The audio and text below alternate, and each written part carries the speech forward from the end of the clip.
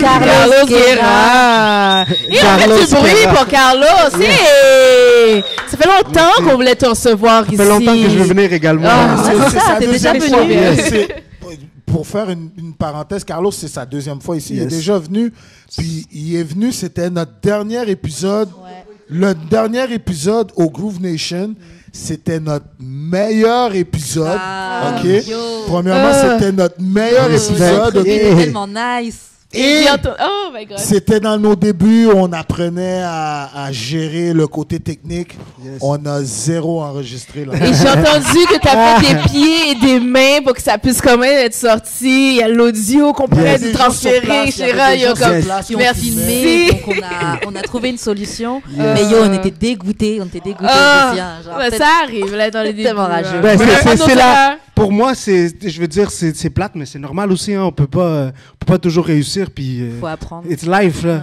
On surfe la vague. Puis, mais en même temps, merci de continuer à nous suivre puis de trouver une autre opportunité de venir nous voir maintenant qu'on est un petit peu on top of things, you know. Un petit peu, j'ai dit un petit peu. Non, mais c'est beau, là, on voit le progrès, les caméras sont là, l'équipement. C'est ça. On voit le progrès palpable, là, c'est vraiment nice. Merci de me recevoir encore. Fait que les gens qui sont pas trop familiers avec Carlos Guerra, c'est l'homme qui permet à ton rappeur préféré d'avoir l'air cool. Exactement. Exactement, avec des belles images. C'est lui qui est derrière la caméra de plusieurs vidéos de tes artistes préférés. Et Carlos, il y a un long parcours, un parcours vraiment intéressant. Puis la première fois qu'il était venu, je reviens encore là-dessus, la première fois que tu es venu, tu nous as raconté ton histoire. Ton histoire est vraiment incroyable.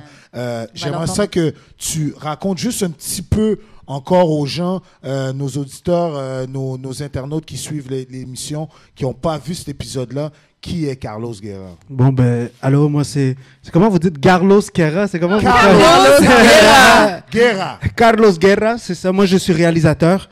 Je fais beaucoup de vidéoclips sur la scène québécoise. J'en ai aussi fait beaucoup.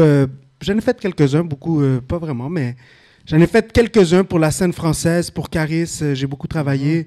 J'ai fait des artistes de Puerto Rico, Niango Flow. J'ai fait quelques artistes internationaux. J'ai plusieurs millions de vues sur ces vidéos-là. Et Pitbull aussi, non? Non, j'ai pas travaillé Pitbull. C'était Niango Flow, il s'appelle. C'est un gros artiste latino. C'était quand même dans mes débuts, qui m'a permis aussi de m'installer, tu sais. Fait que sur ma carrière en tant que réalisateur, c'est un peu mes débuts. C'est sûr que d'où l'inspiration de mes images, de mon style un peu, vient d'un peu plus loin. Ce que j'ai déjà partagé, on peut voir quelques articles sur Internet. Si vous tapez Carlos Guerra, blablabla. Tapez Carlos Guerra sur... Faites-le. Oui, tu sais, il a dit, j'ai dit juste après. Faites juste taper Carlos Guerra. Carlos Guerra sur Google quand on a fini, là. C'est ça. Puis tu sais, j'ai un parcours un peu... j'ai pas emprunté la voie normale, tu sais. Je suis autodidacte déjà par là. Fait que j'ai la pleine confiance que n'importe qui a vraiment... de la ténacité, qui veut vraiment réussir quelque chose, tu peux le faire. Tu n'as pas vraiment besoin de... Il n'y a pas un chemin qui est correct. Tu peux pas dire, si tu prends pas ce chemin-là, ça ne marchera pas. C'est pas vrai dans la vie. Il y a plusieurs chemins et il faut juste savoir bien les emprunter. Mais si tu décides de le faire toi-même, il faut juste que tu sois très fort mentalement, que tu t'apprêtes à avoir faim. Dieu le sait. You know, mais il faut travailler. Puis dans n'importe quelle entreprise aussi, c'est comme ça. C'est pas juste la musique ou la vidéo. N'importe quelle entreprise, ça va te prendre au moins un bon 2 ans où est-ce que tu vas souffrir, mon gars. Puis c'est là qu'on fait la différence entre les enfants et les hommes. C'est là qu'on va... Quand tu passes cette période-là et tu es capable de tranquillement faire ta stabilité, c'est là que tu grandis puis tu réussis à faire ton stuff. On dit qu'on est expert après 10 000 heures. Ouais, je crois que c'est ça. Combien? 10 000 heures, comme Orgzy. Est-ce que tu penses que tu as déjà investi 10 000 heures sur ton art? Je pense que je suis rendu peut-être à 7 500, 8 000 heures. Je suis en chemin, là. Mais cette année, je vais en faire au moins une autre 1 500 heures de travail là-dessus. Je pense que les projets de cette année vont être super forts. J'ai une nouvelle vision.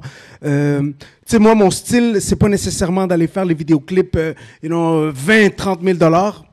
Éventuellement, ça viendra, mais présentement, dans le rap, moi, j'ai l'impression que prendre ce chill un peu avec le budget, en faire plus, avoir plusieurs posts, garder la simplicité. C'est ça qui vend. À la fin de l'histoire, tu veux avoir ton visage toujours affiché, un nouveau post, something new coming up from you. C'est ça que les gens veulent. On n'est plus dans l'époque Musique Plus, où est-ce qu'une vidéo va sortir, il va rester des mois, puis c'est là-dessus que tout le monde se base. Non, maintenant, une vidéo, le mois suivant, on se rappelle plus. Il y en a déjà... Une semaine après, il y a 3-4 autres vidéos qu'ils ont déjà enterrées dans les blogs. Ça va vite, tu vois. Vidéo. Yo, il faut que tu sois un super méga hustler pour être capable de tenir le rythme. C'est pour ça qu'il faut faire des nouvelles stratégies. Il faut penser que maintenant, les albums en magasin, ça se vend plus. Maintenant, on est rendu dans l'ère du streaming. Okay. De quelle façon on va atteindre le streaming maintenant? C'est ça qu'il faut se casser la tête. Et non... faire des full tracks, des full songs. C'est comment tu vas rediriger ton public envers les plateformes de streaming, Spotify, Google Play, etc. La clé, c'est ça, en fait. Ouais. C'est ça. Ben pour l'instant, ouais. 2018. Pour l'instant, c'est ça la clé. Toi, tu dis que c'est vraiment d'amener toute la clientèle vers une plateforme en tant que telle.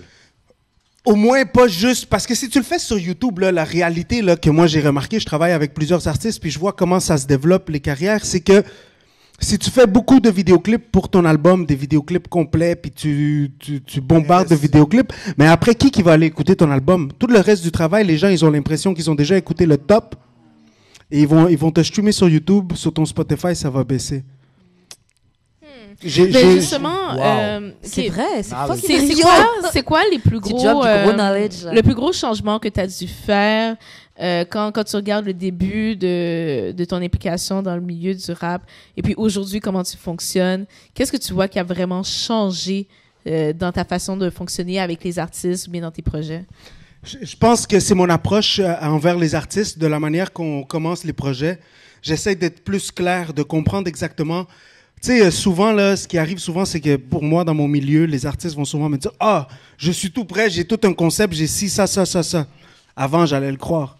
Puis là, j'allais arriver, puis not necessarily. Ouais. Fait que, tu sais, maintenant, j'ai un contact plus direct avec eux. Je suis plus straight up. Comme, par exemple, bro, si tu penses que ça va pas marcher, juste dis-moi-le. De toute façon, le plan B, c'est mieux que je le pense maintenant que je le pense sur 7. Ouais, c'est clair. Cela, on commence à mieux s'adapter parce que, tu sais, il faut être réaliste avec notre scène, comment ça fonctionne et comment les gens veulent fonctionner. Alors, ça a été plus mon approche envers les clients. Puis, je fais beaucoup plus ma préparation de mon côté. Je me fie moins. Maintenant, j'ai une bonne équipe aussi. C'est ça la grosse différence. J'ai toujours été un one-man army. Yeah. Hey, j'arrivais, ma caméra, mes lumières, mon gars, je te plaçais ça gauche-droite. Fais ci, fais ça, next. Yo, place ça. Je finissais les journées brûlées. Ouais, c'est ça. Les 2 années de fin. T'as appris à, genre...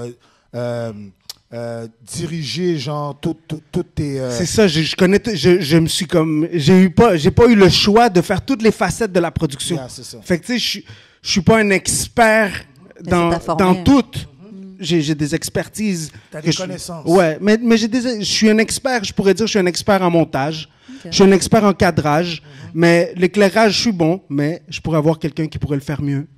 Mais tout seul, je me suis rendu à un point où est-ce que maintenant mes budgets me permettent d'aller chercher ces gens-là pour donner une qualité supérieure et moi-même progresser parce qu'à la fin de l'histoire, en tant qu'artiste et en tant que personne, je veux progresser, je veux être meilleur. Ouais. J'ai une petite question à te poser. J'ai vu que dernièrement, je pense qu'il y a 2 semaines, le dernier clip de Easy, j'ai oublié c'est quoi le nom, mais c'est toi qui l'as tourné. Haineux. Exactement, Haineux, qui est sorti. J'ai vu que tu as travaillé avec pas mal de ces petits jeunes de la nouvelle scène du rap d'ici, là.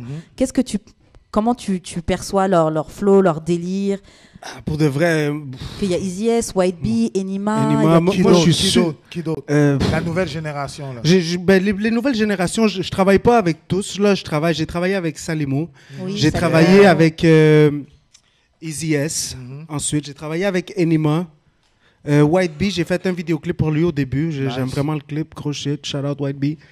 Puis sinon, c'est eux. Mais moi, comment je perçois ça? Je vois la nouvelle tendance. Hein. Ouais. Tu vois, le temps, il avance. Moi, j'aime ça être dans qu'est-ce qui est hot. Fait que la réalité, c'est que ces partenaires-là, maintenant, ils sont en train de kill le shit. Tu vois les views, tu vois même leur entrevue, la manière de s'exprimer, ils sont là. Très, très bien. Ils sont là. C'est dommage. Tu vois que c'est une nouvelle génération, qu'ils ont une meilleure conscience du web. OK. Du web au moins, ils sont plus présents, ils reviennent, ils placent des trucs, ça bouge, tu vois au show, les gens connaissent leur track. Le self-promotion, tu penses self-promotion, yo, c'est élémentaire, là, élémentaire, puis ils sont on deck. Moi, c'est ça que je trouve fraîche, que c'est des gars qui sont en indépendant, mais qui font les moves, ils font les bons moves. Je pense que c'est un majeur avantage, en fait, pour les artistes présentement qui sont sur la scène, la nouvelle génération, en fait. Ils ont grandi avec les médias sociaux dans leurs mains. Étant bébé, on leur donnait un cellulaire, là, et puis, genre, ils savaient comment work that shit. Donc, aujourd'hui, je pense qu'ils sont très aptes. Ils sont très aptes à pouvoir promouvoir leur personne, leur brand sur les médias sociaux.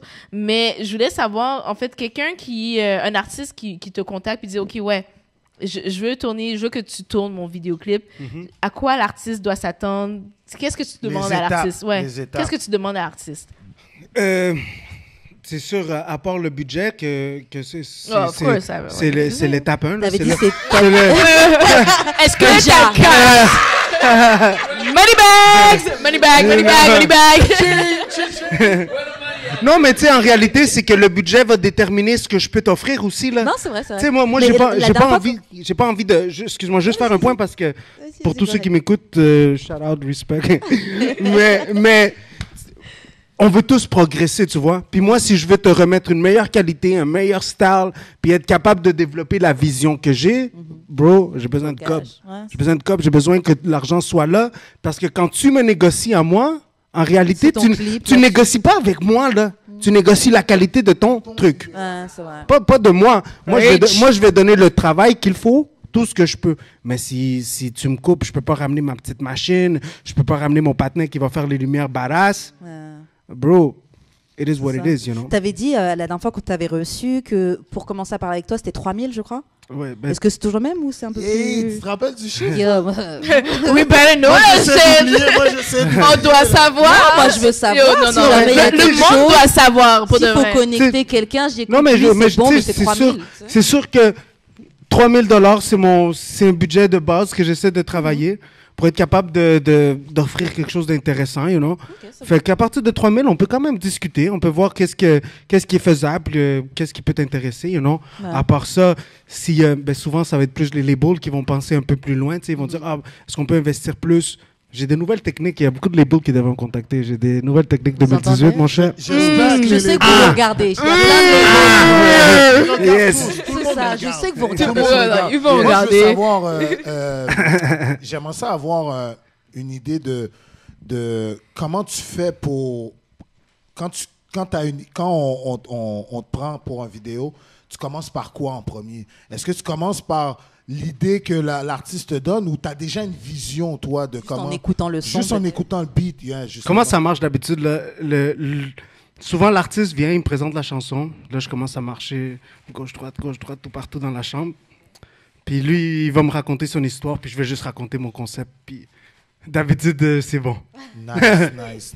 J'ai une petite question à te poser. Ça fait combien de temps que tu es dans le business, là? Je peux dire un 8 ans quand même. Un 8 ans? OK. Ah ouais. Parce que ma question, c'était... Je pensais que ça faisait 8 ans, 10 ans, c'est plus ou moins pareil. Mais 8 ans, là, j'ai commencé le rap keb. J'ai commencé à rentrer dans le rap keb avec la chanson Crève de Soulja et Rhymes. OK. Que ça fait 3 ans et demi, peut-être. C'est ton premier vidéoclip, ça? Ouais, c'est là que je suis... Non, c'était pas mon premier vidéoclip, mais c'est la première fois que je faisais le bon dans le rap keb. OK. J'ai fait le bon du partenaire réservé à dire « fuck that, I'm gonna get it ». Sinon, tu trouvais que tu étais dans quelle scène? J'étais dans la scène de mon salon, man. J'essayais de comprendre, de comprendre qu'est-ce que j'allais faire. Ça servi, parce que quand t'es sorti, là, tu t'es pas arrêté depuis. Non, j'ai pas arrêté. Mais c'est qui ton premier vidéo? C'est qui premier vidéoclip, c'était un latino, Crucito. Crucito! Yo, me gusta. C'était mon premier vidéo, tu sais. C'est drôle parce que avant, quand même, je regardais les vidéos, puis j'avais toujours mon commentaire un peu négatif. Puis là, mon partenaire... Tu faire ça de même. Moi, j'aurais pu le faire comme ça. Si t'es bon comme ça, là, on fait un clip. Let's do it. C'est ça. Je Je suis parti, man. J'ai pris le train, je suis jamais revenu. T'étais déjà passionné par le montage, la réalisation. C'est la musique qui me passionnait. Damn. Avant, je faisais du rap. Il était critiqueur, je pense. J'étais rappeur et critiqueur. Ok. Mais tu sais, comme là, le rap, je pense que dans ma personnalité à moi, ça collait pas vraiment d'aller faire du rap. Même l'art et la musique, ça colle avec moi. L'image est arrivée dans ma vie, puis j'ai compris que j'étais capable de m'exprimer, puis de dire, puis de faire des trucs par une caméra. C'est ça que j'adore. Fucking talent. Là. Moi, j'aimerais ça savoir c'est qui tes influences. C'est qui tu regardes puis tu dis, eux, ils sont hot. Pour de vrai, là, moi, il y a un gars en particulier qui m'a toujours inspiré beaucoup. Esteban Oriol, c'est un photographe de Los Angeles. C'est un style très raw, très dans ta face. Là, t'sais. Comment il s'appelle? Esteban Oriol. C'est lui, je pense qu'il manageait la marque Joker. Il travaille avec Mr. Cartoon. Tous des cholos vato loco. Ça, c'est le tatoueur. Le tatoueur, exact. Ils avaient Cypress Hill dans le temps. Ils avaient Psycho Realm. Je suis quand même un vato loco, là, tu sais. OK. C'est de là mon inspiration. C'est vraiment ça. Puis aussi, quand j'étais petit, je me rappelle, des fois, je checkais des films ou des vidéos, puis je me dis, j'étais comme, me semble peut-être. Peut-être. Puis là, c'est ça, maintenant, les peut-être, je le fais, puis ça fonctionne. C'est ça. Et qu'est-ce que tes 5 premières années dans le business t'ont appris, justement? C'est quoi les grosses leçons que... Bon, déjà, tout à l'heure, tu as mentionné quelque chose qui était, je pense que c'était comme, tu peux pas skip la partie où tu dois struggle et travailler. Ouais. Donc, je pense que ça, c'est déjà une des leçons que ça t'a appris, mais t'as appris quoi d'autre? J'ai appris à faire attention à qui tu fais confiance. Parce que parler, c'est très, très, très facile. Parler tu sais, c'est facilement, je peux te parler de l'année prochaine, je vais faire $1 milliard avec un poker face. Yes, sure. C'est super facile. Go ahead. Mais dans la production, réalisation, c'est la même chose, encore beaucoup plus facile. Puis j'ai souvent fait confiance à des gens qu'il ne fallait pas. Des projets corporatifs, j'en ai un en particulier, shout-out Daniel Lafont. J'ai foiré son projet. Puis j'ai appris que il faut se faire confiance. C'est ça que j'ai surtout appris, c'est à me faire confiance. Parce que quand on faisait ce projet-là, j'avais ramené un vieux caméraman qui avait de l'expérience, puis nanana. Puis à foirer mon truc, c'était le plus gros budget que j'avais eu dans ce temps-là. Et mon client, j'ai toujours répondu, on parlait, puis on capotait. Mais il m'a dit une phrase qui m'a marqué. Il m'a dit, moi, je te paye là, ce que je te paye pour que tu prennes les décisions quand ça marche pas, puis qu'on change de plan pour que ça fonctionne. C'est pour ça que je te paye. À partir de là, maintenant, il y a un clip, je vois quelque chose qui est whack. Bro, c'est whack, on va pas faire ça. Pourquoi? Parce qu'à la fin de l'histoire, c'est moi qui ai le poids de rentrer chez moi devant mon ordinateur et me casser la tête. Puis dans 3 ans, quand tu vas le regarder aussi, tu vas penser à ça. Tu voudras peut-être même plus le regarder, ce vidéo-là. Exact. Juste parce que tu sais que tu as fait une erreur stupide. Mais le pire, c'est faire une erreur quand tu la vois en live, mais tu n'as pas l'esprit du directeur qui dit, tu sais quoi, non, on change, ça marche pas. Même si la scène t'a coûté $1,000, $2,000, $3,000, elle marche pas, accepte-le, plan B, let's get it. Take the L and move on. Tantôt, tu parlais de déléguer des tâches. Quand tu es sur un plateau, est-ce que tu es l'ultime boss? Est-ce que tu es le Vince McMahon sur ton plateau? Ben, tu sais... Wrestling reference! Je pense que l'équipe avec qui je travaille, ils me font vraiment confiance. Ils savent que les décisions que je vais prendre vont être bénéfiques pour l'équipe et pour le projet. Fait que... On vient me voir pour les décisions importantes. Tout là. Donc, toi, tu valides tout. Ouais. Est-ce que c'est difficile, justement, de constamment donner ton opinion, de constamment dire qu'est-ce que... Ça hurt les feelings des gens. Ouais, justement, en même temps, pour ajouter... C'est mon privilège! Pour ajouter... Avec plaisir! Wow! Yes! Pour rajouter à la question, est-ce que tu es macro-manage macro ou micro? C'est ça, macro ou micro? Macro ou micro-manage? Est-ce que tu es vraiment sous le case de tout le monde pour chaque petit détail? Non, pas du tout. Moi, j'essaie de faire confiance le plus possible avec ses certaines limites. Tu sais, je vais faire confiance. Si la personne me dit, j'ai une idée, go. Si j'ai le temps, on go. It's good, bro, thank you. Puis je vais écouter l'artiste. Et surtout, les gens qui ne savent pas de quoi ils parlent. Pourquoi j'écoute les gens qui ne savent pas de quoi ils parlent? Parce que ils sont pas bloqués par la technique. OK. Et la créativité exact. vient... la créativité est plus loin. Ouais. Est plus loin parce qu'ils voient pas les limites. Fait que là, quand ils me le disent, ils me le communiquent, quelque chose que peut-être par la technique, j'aurais pas pensé. Ah, bro, you're a genius, let's do it. Exact. Ce que tu dis là, ça me fait penser un peu, tu sais, quand les gens, quand les rappeurs, ils enregistrent un son en studio, je crois que c'était Kujo qui parlait de ça d'ailleurs à la dernière émission, il dit il y a toujours un pote par rapport qui est toujours plein sur la weed et qui sort une petite line qui est trop marrante et que vous allez ajouter sur le track. Comme ça. C'est un peu ces gens-là. C'est un peu ça qui dans la pas vidéo. De rapport, qui pensent pas avec la façon qu'un rappeur devrait penser. Parce que si tu regardes la musique, même la musique, quand tu l'écoutes, là, les plus nice, c'est des affaires super simples, là. Puis c'est la simplicité qui est le plus difficile aussi. Hein. Je veux qu'on parle de ça.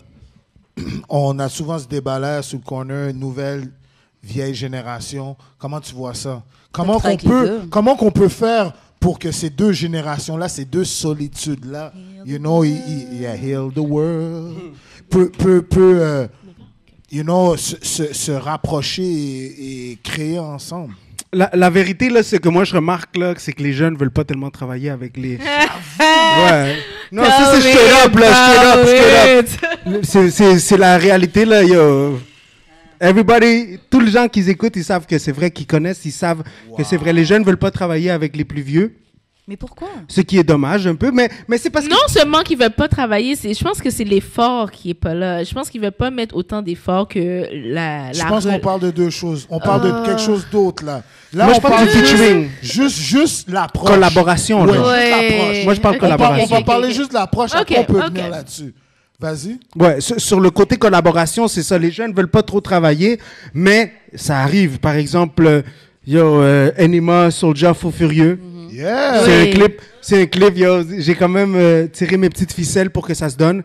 Puis je pense que ça a été un projet super bénéfique dans le Québec. Là. Je veux dire, on regarde les views, on est rendu à 600, 700 000 views. Les gens parlaient bien, mal. Non, c'était cool. Les gens s'attendaient pas forcément à cette collaboration. Non. Exact. Mais faut pas avoir peur des collaborations. Pour de vrai, je pense que le monde réalise pas à quel point ils peuvent bénéficier des collaborations. Juste expand your network, expand your audience. Vous avez besoin de pouvoir toucher à plusieurs types d'autres audiences parce que tu peux reach à ton audience à toi, mais comme ça va toujours être la même, tu vas pas l'agrandir, mais si tu trouves pas quelque chose de externe pour pouvoir ajouter à ta présente audience, c'est comme tu vas jamais pouvoir expand.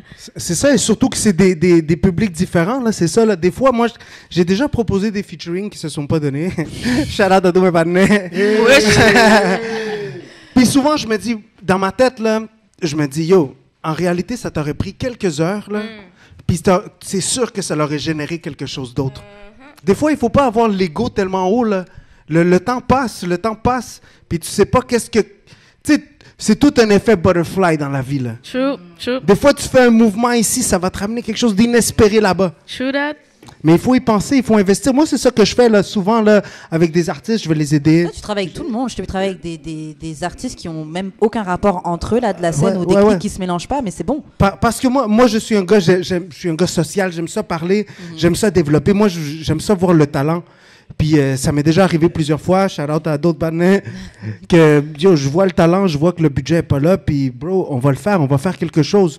Pourquoi? Parce que je veux encourager les nouveaux talents à aller plus loin. L'évolution artistique. Ouais, man, puis il faut croire, man, moi quand je faisais mes débuts, il y en a plusieurs qui m'ont encouragé, puis je veux un peu redonner ça aussi, là. Ouais, c'est bon. Les gens oublient souvent ça, man, qu'on leur a tout le temps donné une chance à leur début. Il faut commencer quelque part. Juste pour conclure à qu'est-ce que tu es en train de dire, on est en train de parler de la nouvelle génération. Tu dis, tu trouves, toi, dans ton livre à toi, même dans mon livre à moi aussi, je trouve que c'est plus les jeunes qui sont plus réticents à venir approcher la vieille génération. Mais comme Slagé est en train de dire aussi, est-ce que tu trouves que les jeunes mettent l'effort pour, atteindre les niveaux qu'ils doivent atteindre ou je pense qu'ils s'en foutent. Well, I don't think so, but what do you think? Moi, ce que je pense, là, c'est qu'il y a beaucoup de jeunes qui mettent beaucoup de travail, là. Tu sais, comme si tu vois la scène présente, là, Enima, White Bee. Il y a VT, un petit de 16 ans. Ils font beaucoup de projets, man, puis ils sont indépendants, puis ils mettent l'effort, puis ils travaillent de leur sueur, de la façon qu'ils fassent pour payer leurs propres trucs, puis ils mettent le travail. Moi, je les vois travailler. Je les vois s'occuper de leur business, répondre à des emails, parler, faire tout leur paperwork pour de vrai. Ils font leur mais ça, c'est des exceptions à la règle pour moi. Mais c'est ceux que t'entends. Ils sont ceux qui le font pas, on les entend pas. Si tu le fais pas, on t'entend pas, bro. C'est simple. Mais c'est ça qu'il faudrait inculquer, en fait, aux millennials ou bien à la nouvelle génération. Mais c'est vrai. Je trouve qu'ils l'ont. Ok.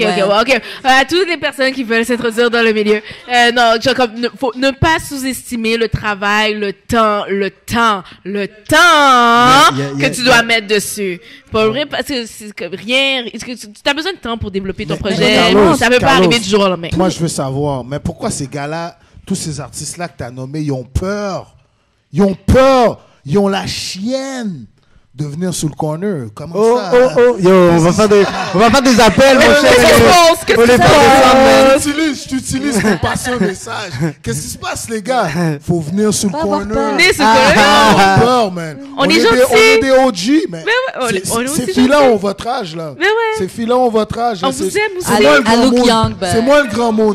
Hey, mais gros respect, man, sur le corner en direct, parce que, justement, c'est des plateformes comme ça que les artistes doivent savoir utiliser pour avoir une exposition, man. Parce que si tu fais pas ça, qu'est-ce que tu fais là en ce moment? Là, t'es chez toi, tu fais quoi là? C'est important de bouger, de se déplacer, d'être là, d'être présent. D'approcher les gens. C'est ça. L'ego, man, les kabbalistes, ils disent que l'ego, c'est le premier voile pour voir la vérité. So, laisse tomber ton ego. Tu vas t'approcher de quelque chose de plus real. Preach. Let's get it. Tu peux piocher les questions. Tu peux en prendre, c'est quoi, 2, et si on est chaud, 3. Ok, attends. Moi, je commence par 2. Vas-y. Mr. Carlos Guerra. J'écris pas très bien, donc si t'arrives pas à... Comment gères-tu la critique? Pour moi, c'est toujours constructif. Hein? Des fois, c'est des commentaires de merde, puis il y en a, mais j'essaie toujours de voir le constructif. Hein? Comme je dis encore, les gens qui savent pas, comprennent pas des trucs, puis ils vont me donner des points, des vrais pointers. Puis c'est grâce à eux que je redeviens meilleur, parce que je me dis, yo, c'est vrai. Actually, c'est vrai, j'ai fait ça. Let's flip it. Next time, I won't do it. Puis c'est comme ça que je progresse. La critique, c'est toujours positif. Là. Critiquez-moi all day, please. Wow. C'est vraiment cool que tu dis ça comme ça, puis de la façon que tu le dis, parce que moi personnellement, je dab un peu sur le montage, puis souvent on va me dire, non, peut-être ça ici, tu devrais changer ça, peut-être ça ici. Puis c'est des choses que moi je tiens à cœur là, à montrer aux gens. Puis comment tu fais, comme tu viens de l'expliquer, je vois comment tu deals, tu brush off tout ça, puis si la personne n'a pas les connaissances aussi, des fois tu te dis, ok, la personne ne peut pas comprendre, mais tout le monde a une opinion. C'est ça, mais il faut être critique, man, il faut être critique envers soi-même. Puis le plus important, c'est de savoir que t'es pas le meilleur, tu sais pas tout. Il faut être encore l'ego, man. Il faut être humble envers son fucking travail, parce que au moment que tu dis mon shit est straight puis it won't get better, ben t'as atteint ton sommet, bro. Exact. That's it. Il faut toujours que tu vois les erreurs puis tu les cherches, puis ceux qui te critiquent essaient de comprendre c'est quoi qu'ils voient, c'est quoi qui est bizarre. Puis tu vas le comprendre parce qu'il y a toujours des petits détails. Il y a toujours meilleur que toi. Il y a toujours de la place aussi à l'évolution. Toujours. Deuxième question. Yeah. Mr. Carlos Guerra. Entre le talent, le travail et la chance, choisis-en 2 qui s'appliquent à toi. Le travail, le talent et la chance. Ouais. Donc toi, c'est travail-chance, travail-talent, chance-travail. Pour de vrai, c'est vraiment difficile à dire parce que c'est la combinaison des 3, en fait. Hein. Si t'as pas de talent, mais tu travailles, même si t'as de la chance, là, ton talent il est whack, tu vas aller nulle part. Fait que, je pense que c'est vraiment la combinaison des 3. Je pourrais pas choisir 2. Je crois avoir beaucoup de talent. Ouais. On l'espère. C'est pour ça que t'es là. You have. Le travail, demander à ma copine, man. Mais est-ce que tu dirais que tu as créé ta chance, tu as créé tes opportunités? Ah ouais, j'ai toujours créé ma chance. La chance, c'est l'opportunité que tu saisis. Les opportunités viennent, tu la prends ou tu la prends pas.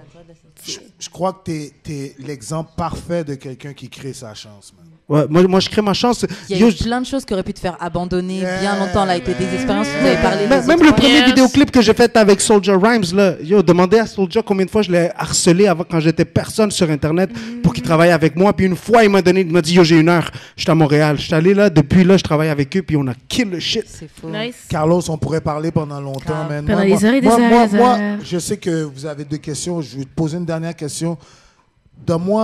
Explique-moi des bonnes expériences et des mauvaises expériences sur des plateaux et donne des noms. T'es pas obligé d'être les chien. noms. T'es pas obligé d'être chien. Fais juste raconter des expériences, genre tu pensais l'éclairage Ok, juste une mauvaise expérience. Easy S, shout out Easy S. Shout out Easy S. Grandi dans la rue. J'ai monté mon drone. J'ai monté mon drone sur le fleuve Saint-Laurent. Tout le monde était affecté par l'alcool.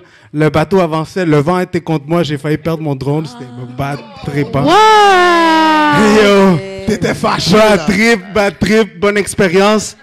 Shout out à Infrac, RIP, mon cher. On t'aime. Puis une bonne expérience. On est allé en Roumanie, man. On est parti en Roumanie. On a fait 8 heures de route pour se rendre en Transylvanie. Oh, wow! On est allé au château de Dracula. On n'avait pas le droit de monter le drone. Je me suis faufilé dans la forêt. J'ai monté mon drone. Yes! Thug life. Yes! J'ai ramené mon truc. Je suis parti bien content. Yes! Bonne expérience. Merde, Faites du bruit pour Carlos Guerra. Yes. Où est-ce qu'on peut te rejoindre, monsieur Carlos Guerra? Encore, j'ai mon Instagram, Carlos_war. Mon Facebook, Carlos Guerra. Tu vas voir ma gueule avec une caméra.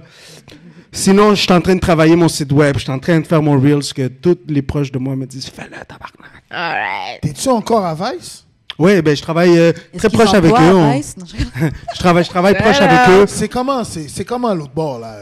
Moi, je vois ça comme le corporate shit, là. Tu vois, c'est parce que c'est là qu'il faudrait se rendre, en fait, là. Avoir une vraie structure corporative, puis être capable de faire des affaires street, puis tout en gardant une vraie structure. Fait que pour moi, Vice, c'est une inspiration. Donc, Vice, c'est pas l'ennemi, là. Ben non, Vice, c'est le partenaire. Non. En fait, je pense que Vice attend des personnes comme nous, pour pouvoir, comme exposer real shit, pour donner du contenu vraiment authentique. Bon, c'est ça qui va conclure l'entrevue avec Carlos Guerra. Et là, on va partir tout de suite avec un break musical. Donc, c'est un mix de toutes les... pas toutes, mais pas mal de clips que tu as shootés. Une coupe de clips que tu as shootés d'artistes. Donc, pour les gens qui ont suivi l'entrevue, pourront voir de quel talent on parle. Et juste après, on va enchaîner avec un DJ set de Easy LD. Et donc, c'est ça qui va conclure notre émission de Soul Corner aujourd'hui. Merci. Sur le corner en direct. Merci beaucoup. Yes. Donc, merci beaucoup d'avoir été avec nous lors de cette émission. Vous pouvez suivre notre page Facebook, notre Instagram, etc.